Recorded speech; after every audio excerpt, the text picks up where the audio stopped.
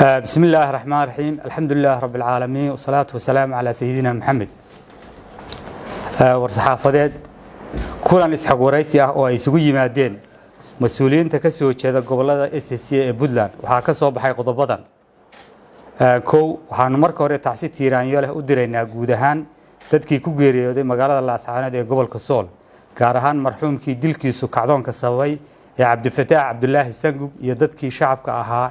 ee mudaharaadka lagu laayay ilaa iyo haddana leyntoodu socoto sidoo kale waxaan bogaadinaynaa dhalinyarada gobolka ee garatay kana dhiididay xasuuqa baan ee lagu hayo bulshadooda isla markaana garowsaday inaysan u shaqeyn kana sii tirsanaan nidaamka Soomaaliland annaga oo ugu baaqayna inta ku hadhayna in ay ka gilgishaan dhiiga shacabkooda ee sida ku talagalka ah loo daadinayo haddii aanu nahay mas'uuliyiinta ka soo jeeda goboladaas waxaanu bulshada u cadeynaynaa inaanu naf iyo maalba u hurayno sidii looga kor qaadi lahaa nidaamka caadaystay gumaadka shacabkeena sidaas daraadeed waxaanu si buuxda u soo dhaweynaynaa una garab taaganahay kacdoonka bulsho weynta gobolka Sool gaar ahaan degmada Laascaanood ay kaga soo horjeedaan dilalka caburinta iyo doonista xoog ku haysashada waxaan ugu baaqaynaa deegaanada kale ee Sool Sanaag iyo Cayn inay ka qayb qaataan kacdoonkaas sidoo kale waa in laga hortago wax kasta oo muujinaya jiritaanka iyo kamid ahaanshaha sheegashada maamulkooda sida diiwaangelinta iyo wixii la mid ah waxaan ugu baaqaynaa beesha caalamka iyo ururada gobolkaba inaysan indhaha ka qarsan xasuuqa baan iyo caburinta joogtada ah ee lagu hayo in muddo ah bulshada deegaankaas annaga oo ka xun in dawladda federaalka ah ee Soomaaliya iyo madasha wada tashiga qaranka oo shirkoodu ka socday Muqdisho ay iska indhatireen guud ahaan xaaladda deegaanadaas oo iyagu ah kuwa markasta u taagan midnimada iyo wadajirka ummadda Soomaaliyeed taas oo kaliftay dhibta joogtada ah ee lagu hayo aad iyo aad baad mahadsantihiin bismillaahir rahmaanir rahiim alxamdulillaahi rabbil caalamiin wasalaatu wasalaamu calaa rasuulillah sallallahu alayhi wasallam warsaxaafadeedkaygii officially waxaa noo jeediyey maxamuud Caydiid waxaan ku darayaa ilaa 2007 intii maamulkaasi ay gacanta u gashay Laascaanood gacanta ay ku dhigeen waxaa soconayay dilal si gradual u soconayay bishii bil barkeed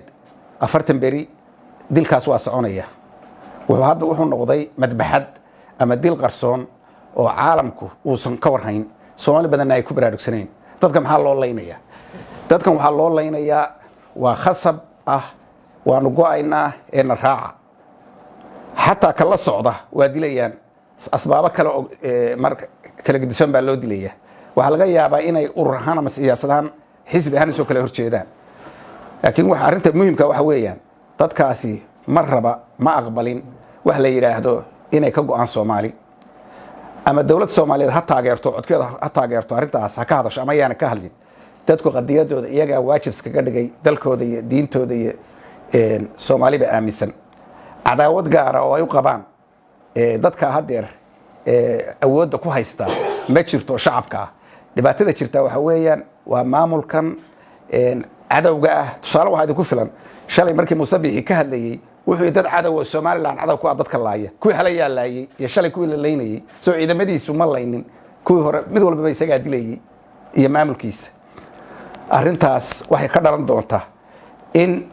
maaragtay dacwad caalami ah shaqadina gacanta lagu hayaa maxkamadda dambiyada dagaalka iyo hadii Ilaahay loo gudbin doonaa waa weeye crime against humanity qofka xuquuqdiisa asaasiga ah inuu mudaharaado diido waxa mar raba uu yiraahdo xaq buu leeyahay dastuurkiisa isaga hadda uu dalka ku maamulo yaaba u ogol wax iska daayay waa qofku wax xaqa uu la dhashay oo inta ka qaadi karin inuu mudaharaado muujiyo waxaana wixii dhibaato ku ah waxaan u soo jeedinayaa dadka gobolka Sool degan iyo Cayn iyo Sanaag saddexdaba inaanay aqbalin sida dhaqankooda weligood u ahaa inaanay Soomaaliina ka go'in xoogna aanay u ogolaanin sida Israa'iil ay tira Falastiin way qabsanayeen ilaa 48 ilaa hadir waa diidanta wax la yiraahdo occupation iidan la soo raro meel la dajiyay dal lagu ma qabsan karo qalbiga dadka aqbala inay nidaam hadaad goosasho doonayso dadku inuu ku aqbala dadkani ma ogola soddon sano iyo dheeraad bay kaga luntay اعتراف بادونيسين صدر دوركاسنا waxaa dadku aan ogolayn soomaalina ma ogola dadkan gobollada waqooyi dega sool iyo sanaag iyo cayn deganaan idinma ogola 50,000 oo qof ugu yaraan oo raga oo awood leh yaa laascaanood jooga dhalinyaro iyo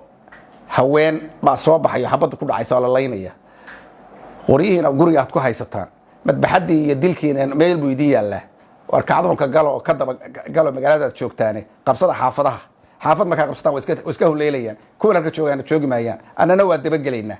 waxaan idinku boorinayaa soo baxa oo qoryihiina soo qaata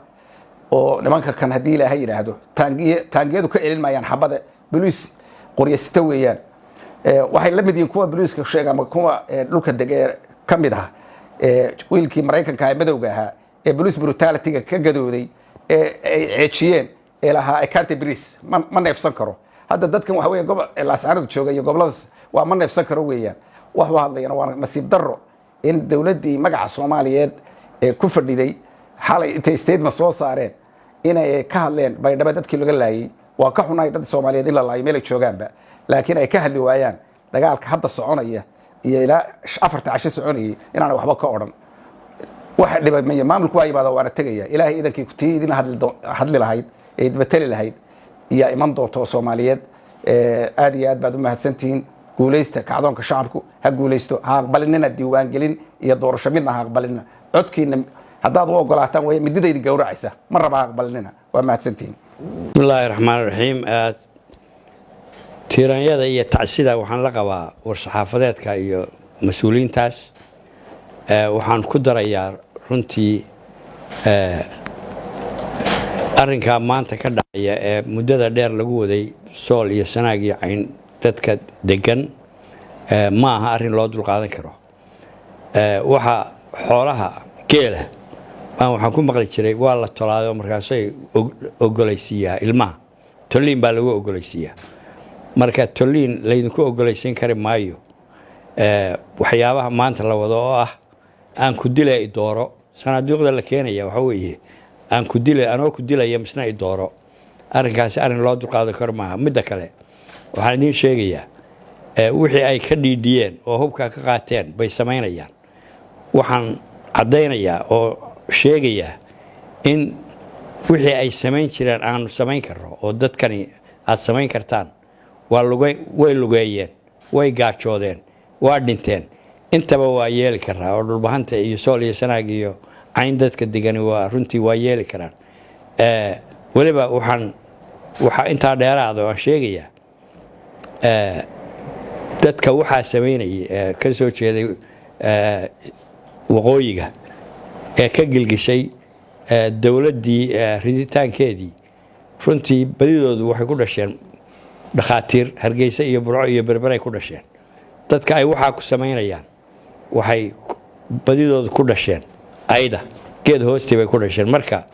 waa samayn karaa waa la lugayn karaa waa la gaajoon karaa siday samayn jireen oo isku xoreeyeen si lamida ama kasii maxay tahay qoto dheer baanu bay samayn karaan dadkaasi marka uma dulqaadan karo waxa lagu samaynayo dadkaas oo ay ugu dambayso taa maanta dhacaysa waxaan ku boorinayaa dadka ilaah baa idinla jira annana waa idinla jiraa idinka hadhi mayno haddii aanu baryo aamusnayn runtii waa hadlaynaa garabkiinaanu taagannahay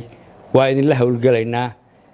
isku kaaya halleeya halgankaana wada insha allah waa guulaysan doonaa maantana waxaa muuqata dabayshii caafimaad dabayshii xorriyadeed baa muuqata taasaynu isugu imaanaynaa haddii la yidhi intaasaan kusoo gabaynaya aad iyo aad baad u mahadsantiin